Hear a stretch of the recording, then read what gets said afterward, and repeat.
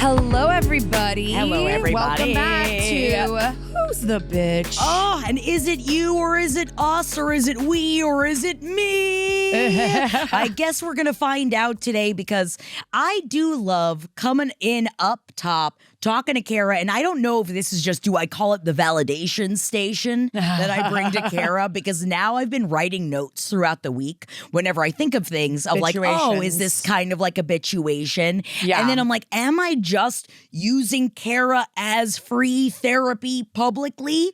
Yeah. That's okay. But it's kind of what we're all doing here. And honestly, we need it. Okay? We all need a little bit of extra perspective from all different sides, all right? And it's good for us to remember we get trapped in our main character energy, and just remember that everybody sees things on the outside, but then also nobody's looking at you either. And it's kind of crazy. I'm giving Jackie free therapy. She's giving my son a heart keychain that has alphabet on one side and Glinda on the other, which she gave us yesterday, and he is obsessed. And you can get that at Crude Ink. Whoa. Jeff's company. Whoa. I just think those Crude are Ink. going to be a hit. If you have a little wicked lover in your life, they're so freaking cute, these little keychains. They are very cute. You have to come at us. You have to come find Crude Ink out there in the wild, because Jeff does sell his big horror paintings online, and you should totally check that out. But we sell lots of little sweetheart trinkets, keychains. and we got some cute magnets. Oh my! Except Jeff would never allow me, and you won't get this because you're not a Twilight person. But for everyone else out there that would get this, I wanted to start selling sweetheart keychains with Jacob on one side and Renesmee on the other side. And Jeff said that would, quote, get him put on a list. So he said that he wouldn't, quote, allow me to sell the sweetheart keychains. Rosie saw Renesmee on a magnet at Jeff's thing and was like, "Who's that?" And Jackie had to so sweetly was like, "So she's like a baby that grows really fast." So vampire baby. I was like, funny. When two vampires have a baby, and I'm trying to explain that, because kind of Renesmee, even though Renesmee is a terrifying doll creature in the movie, Renesmee in that still kind of looks like Rosie a little bit. Oh, just like a little bit. Just a little bit. Just the big eyes and the curly hair? I mean, just the huge eyes. But what I explained to Rosie, I was like, but this baby that looks like you is actually only days old, because she grows really fast because she's a vampire baby. But she was following. Yeah. She followed the she plot. was like, oh, okay. We were like, so in 3 weeks, it would look like me or whatever. We were trying to. But yeah, it was really cute. My kids got get access to a lot. I mean, when Oscar was getting the keychain of the alphabet and Glinda, you were like, Rosie, what about you? And all it was horror stuff with a little bit of there was Beetlejuice, but she was like, I'm okay. She didn't leave it. She was like, I don't need a keychain with Beetlejuice. She loves Beetlejuice, but she was like, I don't really need Beetlejuice's face on a keychain. I just want to say, I would take Beetlejuice's face on a keychain. Amazing your kids are at pivoting, because I feel like most kids, especially your kids, they're not horror spooky babies the way, but we know that your husband Jared is horror spooky baby. Rosie was really horror spooky baby. She loves Beetlejuice, and she likes Ghostbusters. I mean, insofar as you can be when you're 7, she watches spooky stuff, and Oscar likes, Wicked. He's more on the drag side of things. But even though the stuff there wasn't for them, they were still leaning in. Yeah, they were brains. They were touching squishy brains. It was so cute. And even Oscar, there was a picture of Ghostface from Scream with his big knife, and he looked at it, and then he looked at me, and he's like, I'm not scared of this because his knife is made out of poop. And I said, oh, Ghostface's knife is made out of poop? He's like, yeah. So Ghostface can't kill me because his knife is made out of poop. And then also it's a talking knife. And I said, wait a second, the knife is made out of poop, but it's also a talking knife. And he goes, yes. And I said, what does the talking knife say? And he said, poop. And I said, what else does the talking knife say? And he said, pee. And then he said, diarrhea. And then he said, barf. And I said, wow, honestly. Yeah, we're getting him tested for gifted. It's so obvious. The inventiveness. But at the same time, I'm going to throw it out there, Kara. If Ghostface was coming after me with a knife made out of poop that was just going, diarrhea at me, I'd be very scared. Yeah. Yeah. But also what if Ghostface was coming after you with a real knife and you could calm yourself down by going, it's just made of poop. It's just made out of poop. It's just made out of poop. It's not even going to hurt me. It's just going to smell. And honestly, Oscar taught me this lesson. Don't be scared. Just think it's made out of poop. Just think it's made out of poop, guys. That's going to be all of our bitchy advice today. It's going to be like, it's made out of poop. Have you considered that your husband is made out of poop? Made out of poop. It's all poop related. But actually, no, it's all question related because this has been now, Kara and I go to a lot of functions. We go to a lot of functions together. We go to a lot of functions separately. We're partying. We're party gals, you know? And part of being in a party gal situation is sometimes I find myself, I don't want to use the phrase that I feel like my mom always used to use was like, oh, Jackie's holding court, where I'm like over to the side, just talking at people about whatever it is that's in my brain. And, you know, I'd love to blame my neurodivergence on this. However, sometimes I get to a point at a party and I'm talking to people that I think, am I talking too much? Do any of these people actually want to hear anything that I have to say? And then I find that, and it really has to, I think, a lot to do with COVID and that whole world of bringing in a social anxiety for me that I never really had before. And I think that and I think also coinciding with, for me, drinking a lot less, so I don't have the You're more aware. I'm way more aware. So I get so scared that I'm talking too much, and then I'll find myself starting to like make myself smaller because I don't want to be talking too much and I don't want to watch the light leave someone else's eyes. Yeah. And I was saying this to Kara because I never want to be, because I've been going to these functions recently where I don't know anybody. And what do I do when I'm nervous? I talk. Chatty Cathy. I just start to talk. And then I'm like, I don't want to be one of those people like, oh, don't get around Jackie. You can't get a word in edgewise. No, I don't think anybody thinks that, babe. We were talking about this a little bit before because I think that there's just people, at every party, there's just some people that just do more of the heavy lifting with the socializing. Like they start the conversations or they are like, hey, should we play a game? Or like whatever. Right. There are people that do that. I'm one of those people. Yes. Yeah. And also, you know what it is too? I think I'm around so many people that do that. Hey, do you want to play a game? And when I hear, hey, do you want to play a game? I find just like I'm the deer in headlights of like, no, I don't want to play a game. Yeah. That's the last thing I want to do. I'm not a do you want to play a game, but unless it's like Flip Cup or something. Like I used to be the person that was like, oh yeah, let's play a group drinking King's game. Cup. You know, oh yeah, playing that those was games. my vibe for sure. For sure. But then you just have to recognize, I think that we all need to give ourselves a little bit more grace. That I was talking about main character energy up top, that most people, and what I appreciated from my husband, who is such a docile, empathetic person, and he was like, Jackie, you have to remember, the world is on fire right now. And I think it's actually really nice that someone's coming in trying to scream about love overboard, because then what it did was encourage everyone. I'm like, what reality are you watching? And then trying to talk about the reality. And it's like, if we're going to talk about utopian society that we're currently living in, let's talk about it via the lens of reality television, and then it doesn't hurt as much. Also, don't forget that you don't have people in a cell with like a one flickering light bulb. That's true. Swaying back and forth. I mean, tell me what you know. Are you now, or have you ever been a stoner? And do you want to be friends with me? If you're like, oh, this bitch has been talking about love overboard for 20 minutes. Hey, I'm gonna go grab a drink. Yeah. Like, I don't know. There's a million ways to get out of a conversation. You're right. So I wouldn't be too paranoid about that. I just want to say thank you, and you always help me feel more seen, because I need to say these things aloud to try and have the thought monsters atrophy in my brain. Yeah. You know, like I have to acknowledge them, because then I started. This is why one of the reasons I don't smoke weed is because I would get this paranoia every single time. I'd be like, I was saying some stuff last night, and at the time I was like, oh, weed is so fun. I just say whatever comes to my head and it's funny or whatever. And then the next day you're like, what was I saying? Everybody hated me, like the paranoia. Yes. While I'm on weed and the hangover, the paranoia hangover, I've experienced. So I know where you're coming from. And it is, and I think that it's without the bib of alcohol that I used to wear to really protect myself. I love my alcohol bib. I know, but see, I'm just a little stony baby. And that is maybe part of the problem, and maybe I should smoke less weed. Baby. I'm just a stony baby. Come on. It is just, I'm trying to not become the person that people avoid. That's all. Yeah. Oh, here she comes. Would you avoid me? Tell me, would you avoid me? One of my biggest compliments that one or two people have said to me is like, whenever I see you at a party, I get excited about what we're going to talk about or something. And I'm like, oh, that's such a nice thing for people to feel about me. And I have people I feel that way about as well. For sure. You know? And it's just, I think it's funny because honestly, like my besties, I don't really talk about like the stuff I'm watching, really, the stuff I'm reading. Your best friend, you can like sit with at a party and just like stare into a punch bowl if you want. Exactly. And not say anything. It's a party in 1950. A punch bowl.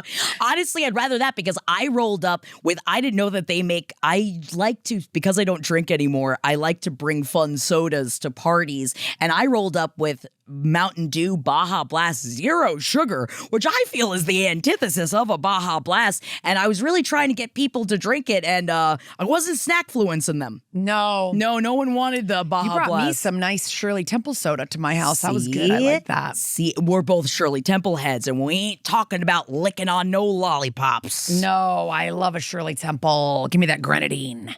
All right, should we move on to our solicited advice? Let's do it. Really quickly before we do, just a reminder that the Bitchathon is June 11th. It's going to be on our YouTube channel. We'll be taking your calls live.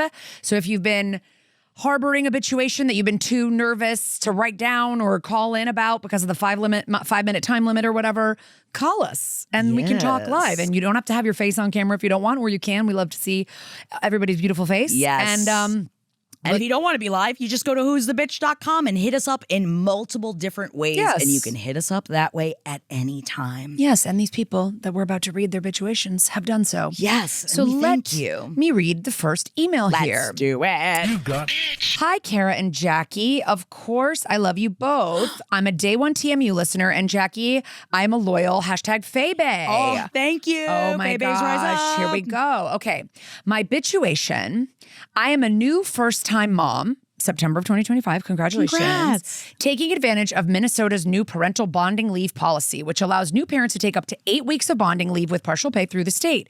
It is an amazing policy that gives me another reason to be a very proud Minnesotan. Girl, Minnesota's killing it. Fuck yes, Minnesota. I made a Facebook post sharing my gratitude for the policy, as it will allow me to take 1 day off per week to spend with her until her first birthday. That's wonderful. Ideally, I would have loved to have taken a full year off with her, but that isn't really feasible. Of course. The first bitch is the U.S.'s terrible treatment of parents. I woke up this morning to a DM responding to that post from my former youth pastor. I'm 35 now, so we're going way back. Let's call her Shelly. Shelly asked if I wanted to meet up to talk about joining Pampered Chef. Yes, an MLM pitch. In response to a post about me trying to spend more time with my baby. To be fair, Shelly did start selling Pampered Chef after her first child was born so she could stay home, so she genuinely believes in it. And over the years, I've hosted a party or two and then politely declined ever since I learned how harmful MLMs can be. So this is not new behavior, but it is new levels of tone deaf. Because first of all, it's weird to try to recruit someone who used to be in your youth group. That dynamic alone is uncomfortable. But more importantly, it feels really gross and predatory to target a new mom who is clearly emotional about not getting enough time with her baby and then use that vulnerability as a sales angle. So here's my question. How big of a bitch do I want to be? My sister said I should just ignore it and move on, and I could. That's probably the most peaceful option, but part of me really wants to respond and be very clear that this is inappropriate, predatory, and not okay. I don't need to preserve this relationship at all, but I do want the message to land. So do I ignore it and protect my peace, or do I say something? And if so, how hard do I go? Love you, Katie. I had to put this one because I love MLM drama. I love MLM drama. I mean, first of all, girl, of course that's what they do. I mean, all of the MLMs are like, oh, you are being so bad by working at an office. And if you could just be home and make money and be with your children, it like a lot of the MLM stuff feels so rooted to me in misogyny and like trad conservatism, you know, Yes. like trying to keep women sort of like home, but then also being like, it's okay for you to make a Still little bit of making your money. Make a little pocket change. Because the bottom line is, of course, there's plenty of women out there that would like to be home and making some money, doing something easy and being home with their kids. Why Sure. aren't you ever asking dads to do that? Like, there's not like Fascinating. all of the boss babe talk is like never like you want to be a boss dad and stay home and play with your kids and make some money on the side. No, because men don't really have social graces to be able to build a downline. It would be hilarious if Jared invited Jeff over to sell him some Longer baskets, I was though, like, where he's like, you get the liner. Can we It's talk limited about edition. Omaha steaks? Jeff. I'm assuming that's kind of an MLM, isn't it? Omaha steaks, I isn't feel it? like at least it's a subscription service. Cutco knives. Yeah, I feel like that's one of those where I don't know if that's true with Omaha Steaks, but I feel like I've put it in the same kind of way as like when you get a subscription where you're like, and if you ever want to end it, you got to go in physically to look them in the eyes to be like, I will not do this anymore. Yeah. So I feel like that's what they do with like an Omaha Steaks, but I don't know. I've never, honestly, I always thought I'm like, it's so expensive for that little amount of steak. I want more steak for what I'm spending my money for. In this, it's really interesting to me that Shelly is still involved in it because like a lot of these MLMs, like you kind of burn out or whatever. And it's like, if she did it when she had kids and she was your youth pastor, then I'm imagining she's bumped her at way least up. 20 years older than you, or maybe that's incorrect. But those are the ones you got to watch out for the most because remember, or 10 years older than you? Dude, remember the Avon women, the ones that had moved their way up through the company and they were like ride or die. It was Avon or nothing. Like they'd rather rip their own skin off if it wasn't Avon. And I do wonder that it's like she must be like this youth pastor must be at a point that she's been in Pampered Chef. Like I'll throw it out there. I've owned some Pampered Chef stuff. They do make like a quality product at time, at least the things that I've gotten. But again, the things that I've gotten were because I had a proverbial MLM female like gun to my head, just being like, and what spices are you gonna get, Jackie? Help And I'm support my business. Yes, and I'm like, I guess I need another sandwich spreader. It's just interesting to me because like I've known some people who have done like mostly like Rodan and Fields and stuff, like the skincare things. Yes. And I even knew a couple of people who did LuLaRoe and stuff. But with that stuff, it was like the people I knew that did it at the very beginning, some of them actually like did get the Lexus. Like some of them did get. That's how they get you. If you're on the ground floor. So it's like, I don't even think you think you're lying because you did get in on the ground floor. But at this point, this has been going on for so long. How does anybody even make money off this anymore? Like the downlines can't keep growing. Yeah. Like, you know, and so it's like, it is. So basically, let's get to it. But we can dissect MLMs all day. I think it's totally cool that you want to respond. Yeah. And I think I'd really want to respond too. Yeah, I definitely think you should respond. I think leaving it alone is like, look, I bet you that every MLM person is like, oh, I'm just going to have to reach out to all these people because I gotta.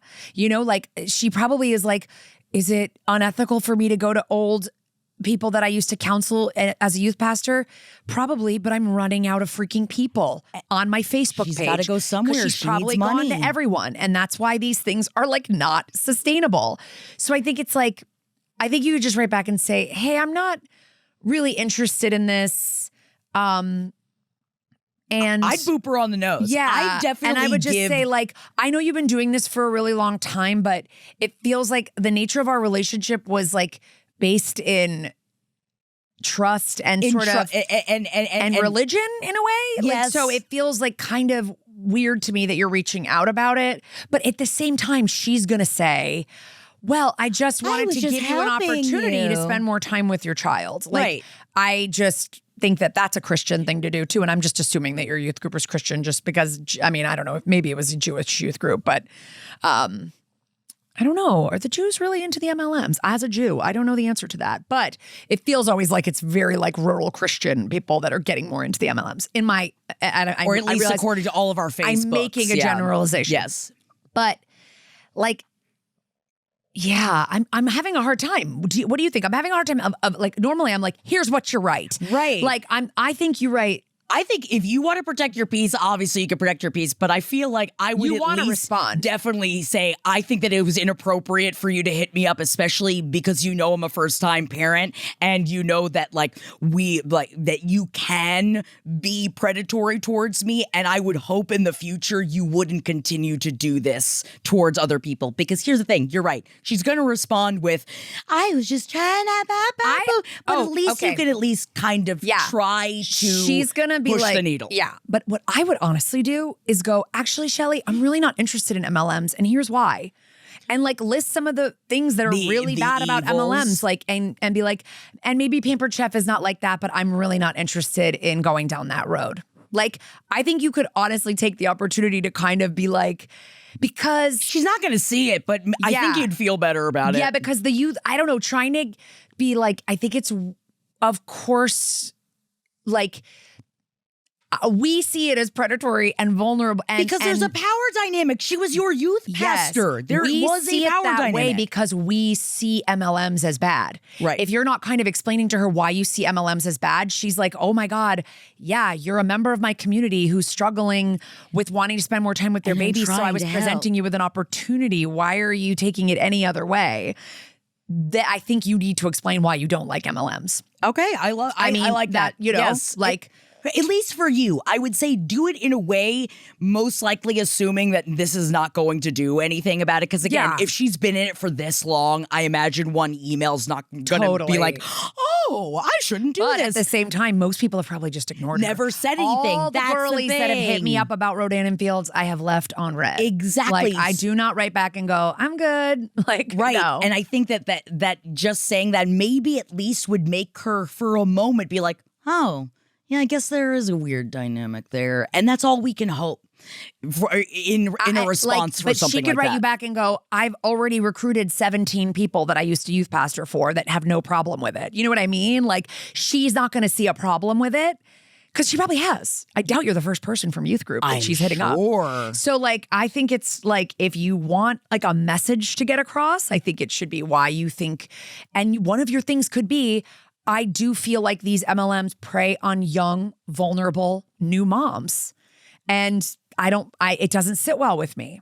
And, you know, she'll get that she thinks you're doing that, you know? Yeah. Or that I'm sorry, she'll get that you think she's doing that to you. I just really feel like it is not cool for a youth pastor to go back and try to sell something. I feel like at that point, I think it's too much. It's too far. God. It's already like, we already have all the memes of the, like, you know, sitting on behind the, you know, turning the chair backwards and being like, hey, kids, God is cool. You know, we already have enough of that. And then on top of it, you're trying to sell me Pampered Chef. I didn't even know Pampered Chef still was going an MLM. Oh, I didn't know. Oh, yeah. I've never owned anything, and I've seen the stuff around.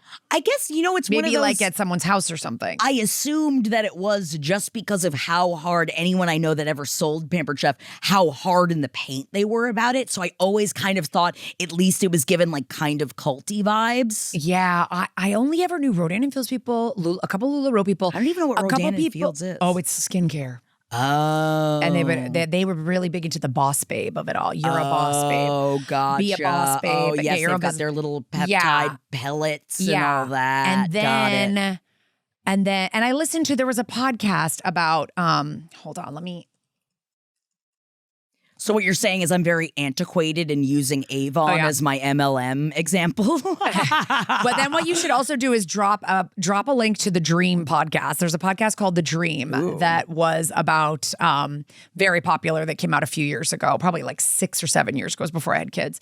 And it was about MLMs and how it popped up like through all these and has just been how it's been, you know, I mean, and then we had like the LuLaRoe documentary. I mean, like MLM started to really. I don't even look at Facebook anymore, but it is kind of crazy too that some of them, man, they're still at it.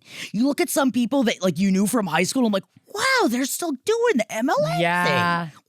Wow. Yeah, and there's so many things. There's like color matching. I had a friend that did it kind of, and it was like jewelry, and I bought a couple things because I was like, well, I like the earrings and it's like a cheap price point and whatever. It was always stuff like skincare where I was like, you don't even know if it works. Like, it's different for everybody. And so if it's like, you know, stuff that's your choice to buy something, you know. Anyway, listen, I fucking love shitting on MLM. So anybody call back anytime with a story about Please. that. Let's get to our next submission. Got it. Katie, please let us know what happens. Okay. Voicemail. Thank you for calling Who's the Bitch. Tell us in the voicemail who's the bitch. Beep. Hi, lovely ladies. I am a huge fan of you both. I've been an LPOTL fan for almost 10 years, and I've also recommended Who's the Bitch to so many of my friends. So if any of them are listening, hi guys, you already kind of know the situation. Ooh. I did write this down so that I wouldn't waste any time. Good for you, bitch. So this is more of a bitchuation of life rather than one where there's a particular person who's being the bitch. Okay. For context, I, Ruth, not my real name, am 27, and my husband Thomas, also not his real name, will be 30 in a few months. We've been married for almost a year, together for going on 6. We have a great relationship, we own a house, and he has a pretty steady job. Okay. I, on the other hand, am a PhD student and am 4 years into a 7 to 8 year program. The program itself is amazing. I'm super well supported financially and community-wise, and there are surprisingly great benefits. The only issue is the job security after the program is over. My goal afterwards is to find a faculty position as a professor in my field, a humanities field similar to like becoming an English professor or a professor of women and gender studies, which are not my actual fields, but I love them anyway. In the anti-intellectual landscape that we live in, there are not many universities hiring full-time tenure-track professors in my field. And even though a friend of mine who's finishing up this semester just landed a tenure-track job, she's a legend, I can't bet on that being my future. This means that the stability that I have now and for the next 4 years might be the most stable that I feel until I'm like maybe in my mid-30s. So here's the situation. I want to have a baby in the next year or two. I know having a baby at 28 or 29 is like the 2026 equivalent to being a teen mom, but I have my reasons. For starters, my husband and I both want them, and my husband has said that he's ready whenever I am. We have a house, an amazing community of friends in our area, and are financially comfortable, not rich but not struggling. I get good free health insurance through my program, and any child that I have would also be insured for no extra cost. Wow. I get 12 weeks paid maternity leave. I also don't teach for 4 months every summer or in December, and I do a lot of my work from home. And to top it all off, my husband's parents are not only pretty wealthy, but kind and generous to us. I know that if we had a baby now, we would be showered with love and support. But my mother-in-law, who's wonderful, explicitly told me not to have kids in grad school. She definitely wants us to have kids, just not yet. She got her master's degree in a field super similar to mine back in the 90s. And even though she had my husband while working as a lecturer at a university, no sweat, the birth of her second child, who had some health complications, but is fine now, led to her leaving her job at the university and never going back. I think that having to leave the field she loved, love that I know because I have it for my work too, has always left a hole in her heart and mind that she doesn't want me to have to live with too. I also take her point. I have a dissertation to write, basically like an academic book, and even though I love researching and writing, it is really labor-intensive and a kind of baby all its own. There are lots of great reasons to have a baby now, I think. There are also good reasons to wait. Do I take advantage of the stability and support that I have in my community and program while I have it? Do we wait until I maybe find that 1 in a million job, but then not have our first kid until my husband is already in his late 30s? We want to have a couple, probably, and I don't want to be having babies when I'm 40. So, am I the bitch for wanting to have a baby in the next year or two when it seems so irresponsible? Is my mother-in-law a little bit of a bitch for explicitly telling me not to? Is the Trump administration the bitch for contributing to the wave of anti-intellectualism that threatens the future of my field as we know it? I think that's an obvious answer. And most importantly, what do you think that I should do? So thank you so, so much for everything that you do, ladies. And I love you both. Wow. Oh my gosh, that sounded like a little book report. Sunny, so much love. Oh my God. I mean, we know you're 4 years into an 8-year program. You know how to write this shit out, bitch. Love this. Let me also just say, let's not shit on having babies at 40. It's okay. Kara did it. I did it. But listen, here's my thing on this. I need to hear your take, obviously. Okay, so my take is obviously this is complicated because first of all, it's kind of amazing that you feel so good right now, that you would be so good and settled and supported. I don't know if I've ever had that feeling, but also that's part of the business that we're in. But the thing, like, because the thing is like I was like married when I was, in my mid-30s and was like, oh, I kind of want to wait for a little bit more to happen in my career before I do it. And like, I just kind of want to wait for like the next big thing to happen, blah, blah, blah.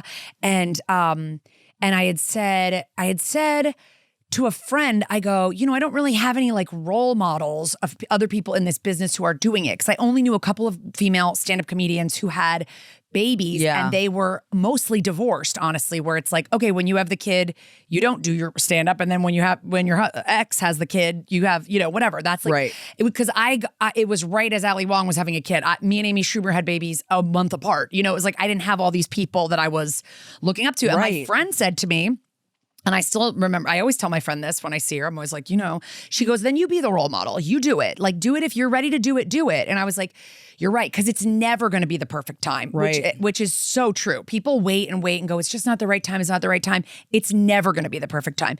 Sounds right now like it's kind of the perfect time. Yeah. And I think that like what your mother-in-law went through is not necessarily your exact experience. It's different times now. It's different like But also understandable that she is looking at the situation being like, I had to leave what I loved. I wouldn't want you to go through that.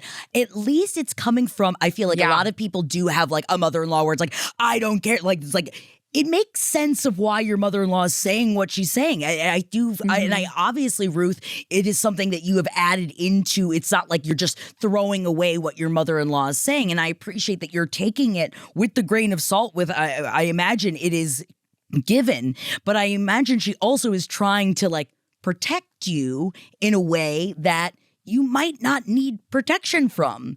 It seems like you both have really thought this out and you and your husband are making this decision together. Yeah.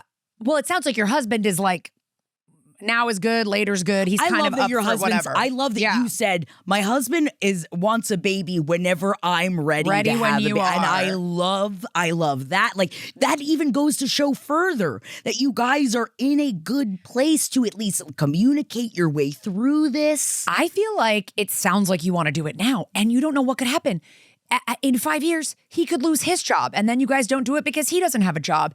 I know that the anti-intellectualism in this country is threatening your livelihood. I do feel like, there are pendulum swings and things will come back and hopefully you will get employment, It's just, we can't count on anything in this world. If you feel like the next 3 years are pretty solid for you guys, that's a great time to have a freaking kid. Here's one thing I will say, because my mother had me in her residency in medical school. That's like crazy, I feel like. And then she had me, my brother, and my sister 1, 2, 3. There's a year between each of us. So like, women are resilient. We can make a lot happen. The only thing I will say is just, I would start trying to talk to a bunch of people that are in a similar field to you, even if it's on like Reddit, even if it's like not people in your immediate little, because sometimes I get it. You don't want to like talk to people in your program if it's competitive or they're like, oh, don't do that, like, or whatever. Like they have their own opinions. Just like get advice from women who actually did do this and like had a little baby when they went to write their dissertation. Because the one thing I will say is your brain does go a little bit mush when you have kids. So like I did go back to work, like writing jokes for drag queens. Like I wasn't doing literally the baby dropped out of you and you immediately were in a writer's room. But I wasn't like doing intellectual research and bibliography and trying to assemble like a PhD dissertation. Right. That's Drag huge. Race is not my friends. Yeah. So like, I'm just saying, I would talk to a couple of people who are in your field and have written a dissertation similarly and how they kind of juggled it with having a 1 to 2 year old as they did it, because that's the only thing I would be wary of is just how like it does take a little while for your brain to like come back online. Yeah. Like even though you're working from home, you have a baby with you. It's like, it's just not, Right. And it sounds like you guys might have the option for some childcare. Like I'm sure you guys could work this out, but geez, it sounds like you've got a lot of things going for you right now. And I don't think waiting just because your mother-in-law had that situation is like, she's not the bitch for telling you not to do it. She's just giving you her experience. Because my question for you, and if you wanted to ask your mother-in-law, and I imagine you probably know more about this, is What was your father-in-law doing during this time period? Like, do Ruth, you and Thomas have a different relationship than the mother-in-law did with her husband, or maybe not partner, like whoever? Like, what was the situation going on there? That do you feel like, yeah, but Thomas and I talk through these things to such an extent that I think that this is something that we can genuinely navigate better together than maybe what your mother-in-law went through. Like, maybe you do have more support, because you keep talking about the support that you feel for this situation, like through this situation right now. And like Kara said, most people never have that. And I would say it's no small thing to be like, oh, I would have insurance for the next 3 years, insurance for my kid for the next 3 years, family support, like enough money. That's crazy. Like, do that now. If you're feeling like you want to do it. The only reason I was like pushing it off is I was like, I'm still like enjoying my life as a married person and like whatever. But also in the way in which you were building your career, it wasn't in this way where almost like, not to say that in your dissertation, obviously I'm not a doctor, I don't know these things. I imagine it is more of like an incubation period where you're chilling and not chilling. You're very, very stressed while working constantly, where I feel it's different in how we are looked at and perceived in the entertainment business, that I feel that I wonder if it is different for how we would build us and how we are looked at versus other people in other fields as well. So I feel like for us, we were, really have, I feel like, been told since the beginning, oh, you're going to have a baby, your career's over. It's gone. over. Everything is done. You're never going to have it. I kept my first pregnancy like a secret. I didn't tell anybody until I did a show when I was like 9 months pregnant. Because people would have just judged. And I know, Kara, that like you are a role model to me. You are a role model to all of us, genuinely. I only say that because my friend just like inspired me to be like, you don't have to copy someone else. You don't have to have someone, because no one's going to have your exact like life layout. But you and Jared like have made it work. Full careers. You both have full like, and we don't private lives. And we don't feel as stable as this caller for a second. Not for a second. I mean, this is pretty cool. I think you should. The other thing is, you're wait, hold on. How old did you say you were again? 27. 27. It could take a couple years. This could take a year or two. Right. You're not like, who knows? I was surprised because of how fertile my family is. How long it still took I thought some I would time. have kids right away. And like, I got pregnant very easily, but like for it to fully go all the way through, Because I do wonder, would your mother-in-law feel differently if you said, we're pregnant? Like, is that like, would that be a different conversation if like the only thing that's irking me a little bit is that your mother-in-law explicitly told you not to have kids. Like, it's like suggested that we don't have kids, mentioned that it might be hard to have kids. Of what she went through, I know, but I just think it's like, you don't owe your mother-in-law, this is your guy's life. Oh, yeah. You don't owe your mother-in-law anything, really. I'm glad that they're helpful. Like, if anything, it's like, listen, we just think this is the time. We've really talked about it a lot, and we really want you to support us in this because we could really use your help. And your support and help is part of what is making us feel so safe to have kids right now. And I would say talk to your husband too. Like, if you decide like we are going to start trying, or like this is something that we want to start moving towards, talk to your husband about it. That maybe you either talk to the mother-in-law together, or your husband talks to his mom about like, because we are going to be doing this and we'd love it if you'd pull off the whole, I'm telling you not to have children. You know what I mean? I think that there's also a conversation of like, please don't tell us like you're stricken from having children. We're adults and we're going to do what we want to do. Yeah. So I think there's also that conversation that could be had there. But let us know what you decide to do, because I don't know. I'm feeling baby for you. I'm feeling go for it. Whoa, she's feeling baby. I also feel like in a lot of ways, I've heard a lot of moms say that having kids like made them better at their jobs or better at like their work. So,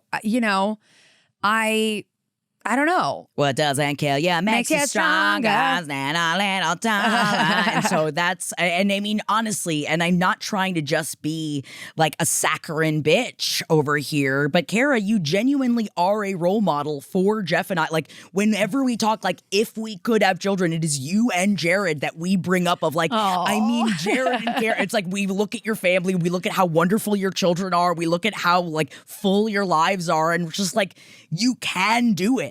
You just are very organized. I'm organized, but I'm also hanging on by a thread half the time, you know? And you look great while doing it, bitch. Thank you, girl. It's scary to hear. I'm happy to talk to anybody about this kind of stuff if it helps them, you know? Like, but everybody's situation is so different. That's why it's like, take your mother-in-law's advice with like a bit of a grain of salt, just because like you might not have a kid that has these medically fragile needs that her kid needed. Right. And it might not, like, you know, maybe she didn't have the same exact support structure that she you had have the first set up. one and it was fine. It wasn't until the second one. So it's like maybe even bringing that up of like, remember the first one you had was out the bag in good. Maybe you'll have twins and be one and done. That's what I wished would happen. But God, I always wished I wanted for to it. have that so bad. Oh man, we got a lot of twins in my family, which is why I was always scared of getting knocked up, because I was like, I know me and I know my luck. I'm gonna supersize it. I'm getting out the gate. I know when to be full up. But anyway, thank you so much for hitting us up, Rue. Yeah, let us know. Jackie, will you read our next Yes. email? Hey, loves. I got a low-stakes bitchuation in which I feel like such a bitch. I never thought I'd be this guy, but here we are. My office is basically empty on Fridays, with most people working from home. Due to this, it's eerily quiet. You can hear a pin drop. The defendant in this bitch case, a college intern, Jeff, sits in the cubicle next to me and is driving me crazy with the sound of his breathing. Just typing out that sentence makes me feel like a psychopath, but hear me out, okay? No, misophoniacs, rise up. I hear you so hard. Go. He incessantly does sharp inhales through his nose as though it's runny and is trying to catch the snot before it drips out. He'll literally do these sharp inhales like 30 times a minute. That's not an exaggeration. Okay, wait, let me just try to do it for a second and see if this is what it sounds like. Yeah. I think it's that. Yeah. It will go on for hours every Friday morning. Because it's so quiet, it's impossible not to hear it, and it's driving me insane. It makes me want to scream, just blow your fucking nose already! It's like he has an attachment to his snot and just can't let it go. Or a Coke problem. The only solution I've tried so far is leaving a box of tissues on his desk when he wasn't there. He doesn't touch them. Oh my God. Another solution is to listen to my AirPods. My job has some decent benefits, but when it comes to office behavior like that, they can be real sticklers. In a couple of years, I get more job security, but until then, I kind of have to be a model employee. We all understand that. Another solution would be to work from home on Fridays, but it's actually not up to what days I get to work from home on, because everyone else on my team works from home on Fridays. They need someone to be in the office. The most obvious solution is to talk to him about it. I wouldn't know how to begin to approach that conversation without sounding like a bitch, even if I try to put it nicely.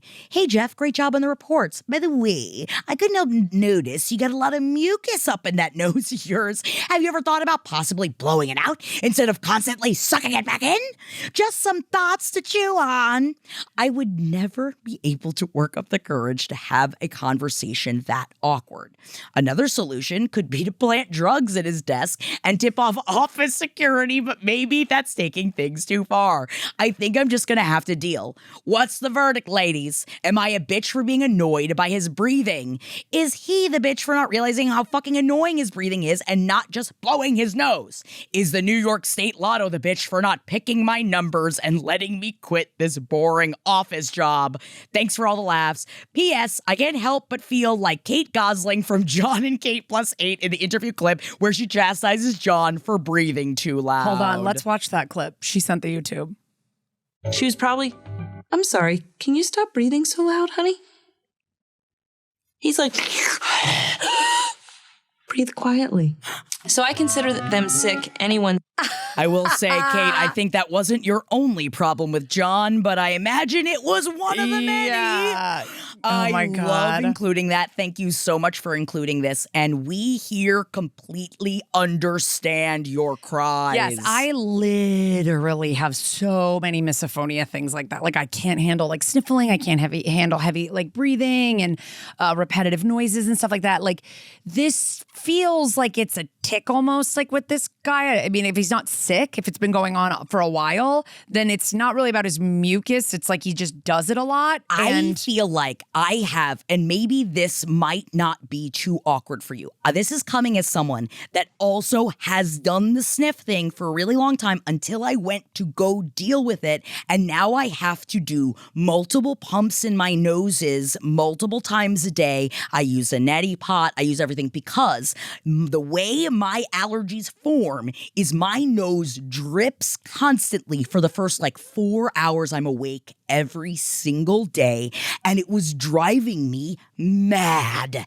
And then I had to figure out what I had to go through. And I know that this sounds crazy, but because the sound of it, as someone that I record my own voice for a living, so I know what I sound like. I know if I'm congested. I know if I'm making too much noise. I know if some part of me, even right now, I can hear that I'm getting over a cold, and even in my laugh, I have a bit of a rasp, and that annoys me.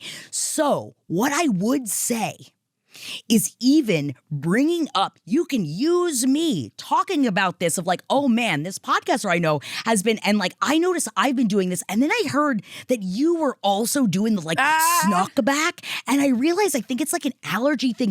Do you have allergies? I think in bringing it up in a way of I heard my podcaster friend talking about this, and I just hear, just because it's so quiet in here and we can't wear AirPods, I feel making it into this thing of and you're just and I realized I was doing that too. And so I started using some azolastine spray or doing something like that, of bringing it up in a way of, because I can guarantee you this person doesn't know that he's doing it. I bet he doesn't know. He's a college man. He has no idea that he's doing this. And you're right. He should just be blowing his nose and not doing that. But I think that being alerted to the fact that this sound is annoying, and hopefully he is young enough that because you're right, it's an uncomfortable conversation. I'd probably be mortified just because but think of him. Think of him. Think of when he sucks his snot into his nose. Think of him, because he doesn't want to be annoying you. It seems like no, he doesn't know what he's doing. Nothing else about this dude or any way in which he works. And this is an annoying thing, but I think that there are ways to bring it up that could be a little less controversial. You know what I mean? Yeah. My other thing is, you said he's the college intern. So how much longer is he at this job for? Also true. Another month? I mean, maybe we just maybe you can get one AirPod in or something and blast the music and put your hair over it so it doesn't really look like you have both in and you're rocking out to music or anything. I also think that if everybody's out of the office and they need someone in, on Fridays, could you just ask a coworker, would it be okay if I worked over at your desk just on Fridays because he's just doing this nose sucking thing that's bothering me? And then you move across the office? Right. And also, I know that you said they are sticklers for the AirPods, which I also understand. But if nobody's there, and nobody has said anything about the AirPods, I think if you just spoke to a superior, just said, hey, is it okay if on Fridays I use my AirPods because something about the silence of the office, any little sound distracts me. And that's not, I don't think that's acting like you're asking for a lot. Is it okay if I just play quiet music in my AirPods, or whatever? But maybe I don't want you to, it depends on what, interrupt your job or get in trouble. Whatever and as someone that, we have jobs where we can't do that no matter what because of the nature of our job. So we do understand that.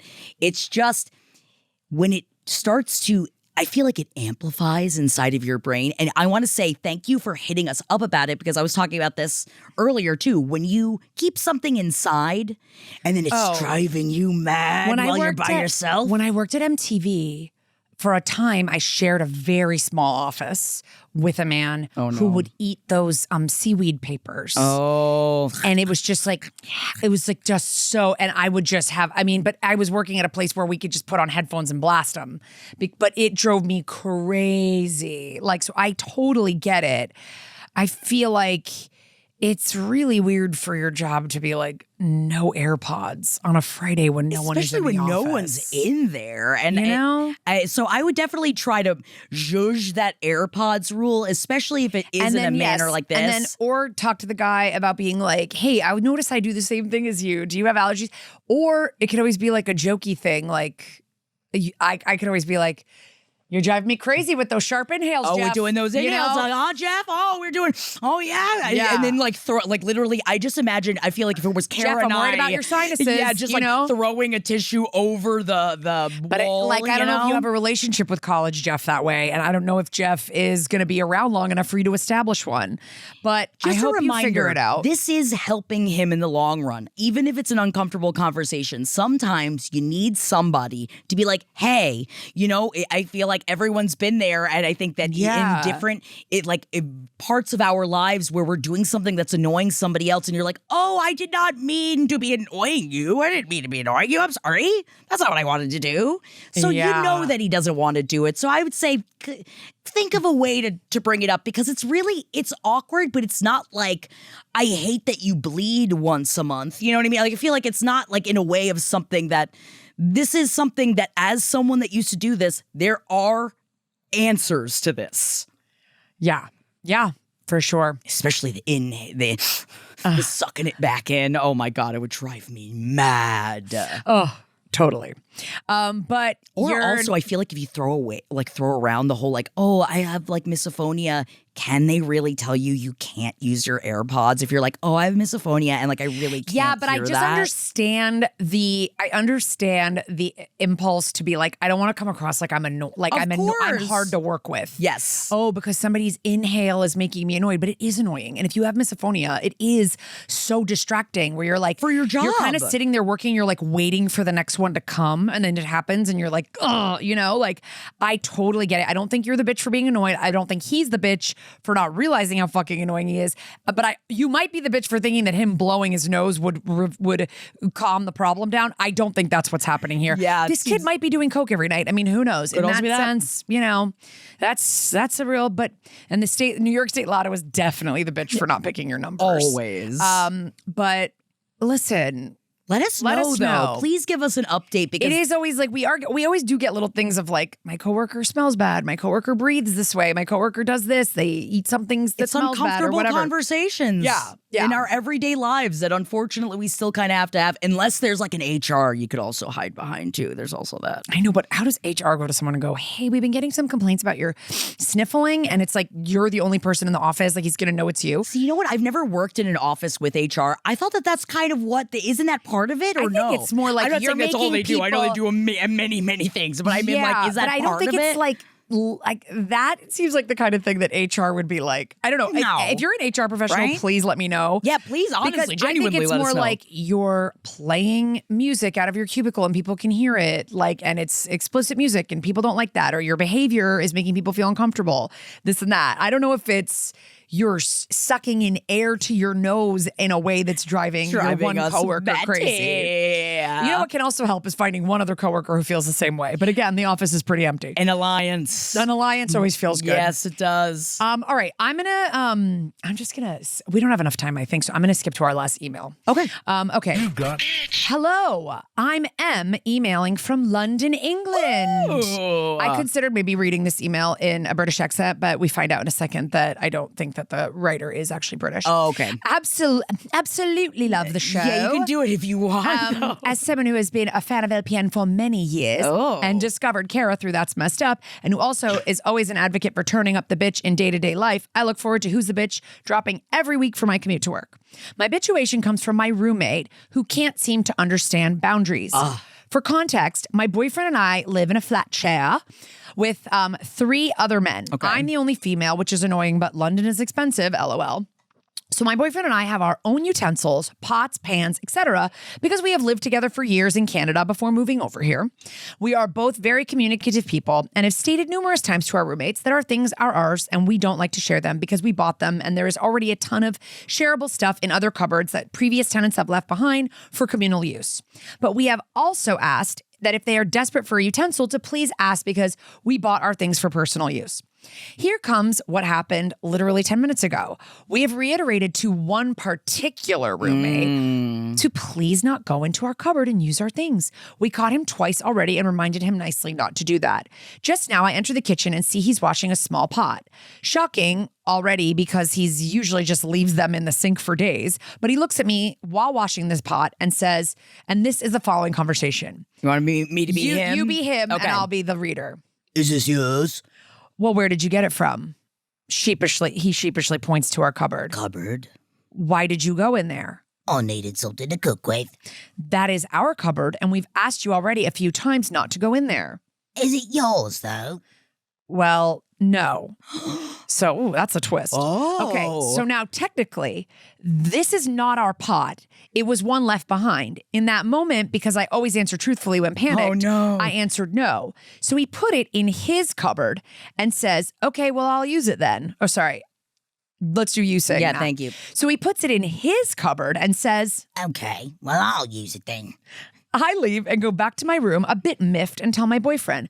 But then I have a realization. I had commandeered that pot before the others moved in and put it in our cupboard because I used it to boil my menstrual disc. Which is like a diva cup, right? Oh, yeah. Okay. I hadn't used it in a few months as I hadn't used my discs since then and totally forgot about that in the moment. But he used it to make his dinner and then adopted it without asking. I felt an overwhelming urge to go and tell him, but my boyfriend said I should just leave it. I feel so guilty. Here comes the real question. Am I the bitch for not telling him? Or is he the bitch for using our stuff without asking? Okay. Thank you and love you both. Hoping you do read this and maybe get a kick out of it, M. Thank you, M, for writing to us. I love anyone that wants to do a conversation act out. Jackie and I would love to do a masterpiece theater with that. Anytime. We would love it. Listen, I'm one of these people, Jackie, we've talked about this on my other podcast, and I did get a lot of shit from my other co-hosts. Do tell. That in my home growing up, we had a vomit bowl. Like when you would throw up, you would vomit, but it was not a dedicated vomit bowl. It was just a bowl. And then you put it in the dishwasher where it undergoes a deeply hot sanitizing process. And then you use it for popcorn a couple days later. The boiling process, which is what you're doing. I've never thought that was that big of a deal. Yes.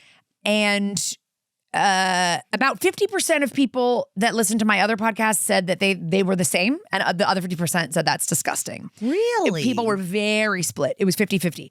So for me, I'm like, okay, you washed a menstrual disc in here, but it's probably had boiling water in it. Boiled it. But it's probably had boiling water in it. So it's 4 other fine. times, and he boiled whatever. And then made he's in it. boiling it. I think that you're off the hook for having to tell him about the menstrual disc in the pot. You're boiling it. That's it. Yeah.